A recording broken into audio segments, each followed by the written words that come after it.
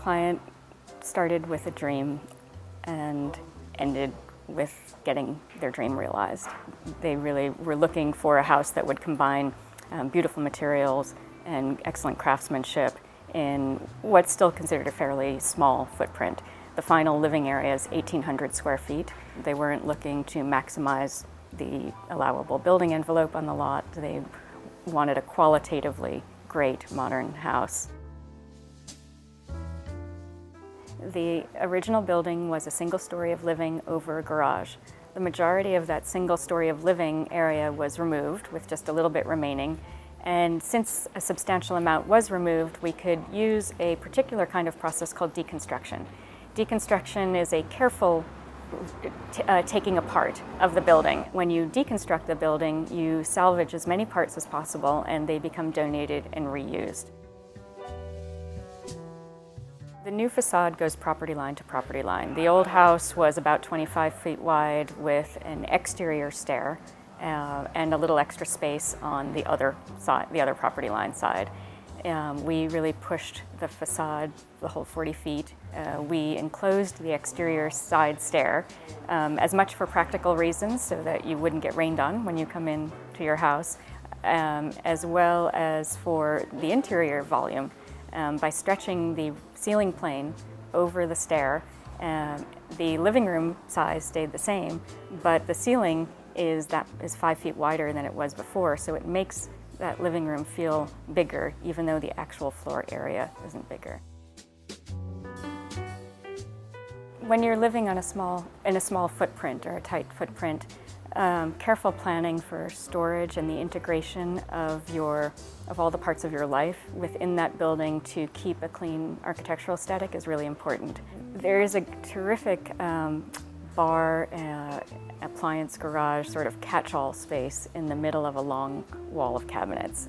This long wall has the refrigerator, pantry, coat closet, broom closet integrated into this wall, but also in the middle of it is the question of where are we going to put all the stuff that's usually on the counter. And when we don't want to see it, how do we close it away? So there are a pair of bifold walnut doors that tuck into pockets that you can open up and use this counter like a secondary counter, but you can also close it all away. One of the most visible materials is the use of walnut, and that's really because the client loves walnut. For the siding, we took cedar, FSC certified cedar, and stained it to be as close to the walnut color as possible. So visually, when you look from indoors to outdoors, it feels very continuous. The complementary color to the walnut was this medium warm gray. On the facade, there's an iron spot clay tile, and on the flooring and some of the other tile at the interior, there's a gray basalt, used both in tile and slab form. The biggest challenge in San Francisco in a mid-block property, where mid-block means you're squeezed between other buildings, is bringing light into the interior. The lot is unusually wide. It's a 40-foot wide lot, which in San Francisco is wider than a typical lot. Most lots in San Francisco are 25 feet wide, so having an extra 15 feet on the lot width allows us a certain amount of design development for bringing light in on the sides that we wouldn't typically have on a 25-foot wide lot. In San Francisco, most 25-foot wide buildings have light coming from the front and the back and maybe from the top. In this case, we have light on 4 sides as well as from the roof. We have side gardens, each about 3.5 feet wide. That was both a very nice gesture to the neighbors because it pulled the walls of the building away from their houses. It allowed us to bring light from those sides. On those sides, we could have windows as opposed to being on the property line.